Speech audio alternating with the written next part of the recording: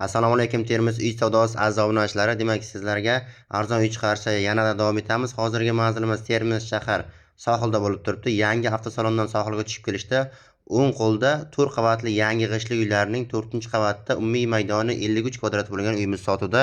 Ko'rib turganingizdek, bog'cha, bir qadam maktab, 17-maktab hisoblanadi. Tezda shoshilamiz, hech qanaqa kreditda taqiq yo'q. Srazi nomingizga oferilma bo'ladi. Demak, tashqi eshik ko'rib turibsiz. Tashqi eshikdan kelishimiz bilan 3 ta xona, отдельно разделно 3 ta xona hisoblanadi. Ko'rib turganingizdek, sohilda uylarning 3 xonali proyektlarini hammamiz bilamiz. O'ng qo'limizda esa oshxonasi. Aynan mana shu uyimizda katyol tizimi bor, gaz, suv, svet, kanalizatsiya hammasi joy-joyida zo'r hisoblanadi. Narxini aytib o'tishimdan oldin har doimgidek bitta like tugmachasini bosib qo'ying.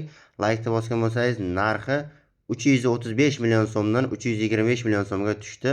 Srochni tezda sotamiz. Ulgurib qoling. Naqd yoki ipotechni, ya'ni ikkilamchi kredit olishingiz mumkin. Pulingiz yetmay qoladigan bo'lsa, eslatib o'tamiz, ikkilamchiga umumiy summaning 30% miqdorida pulingiz kerak. Ya'ni mana shu uyimizni olish uchun 150 millionga yaqin pulingiz kerak, 100 milliondan oshiqroq. Birinchi xonasidan chiqdik, 3/4 va ikkinchi xonasi ham xuddi shu razmerda, ya'ni 3/4 12 kvadrat hisoblanadi. Bu yerdagi televizor deysizmi, xolodilnik hammasi qoladi, hech nima olib chiqib ketilmaydi. Videoda nima ko'rilayotgan bo'lsa, hammasi joy-joyida qolinadi. Hozirgi paytda ham ijaraga qo'yaman desangiz, bemalol 2 million so'mga oilani ijaraga qo'yishingiz mumkin. Tayyor biznes yoki passiv daromad degani 3-xonasi detskiy xona hisoblanadi. Remontlar asosiy qilingan, tayyor holatda turibdi. Tezda shoshilamiz. Bog'lanish nomer har doimgidek 99 kodi bilan 716 53 78. Chet davlatlar uchun WhatsApp, Telegram, Imo barchasi ishlab turibdi.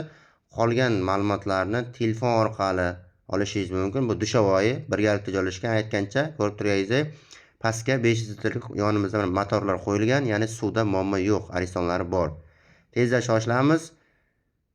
Batafsil ma'lumotni telefon orqali olishingiz mumkin.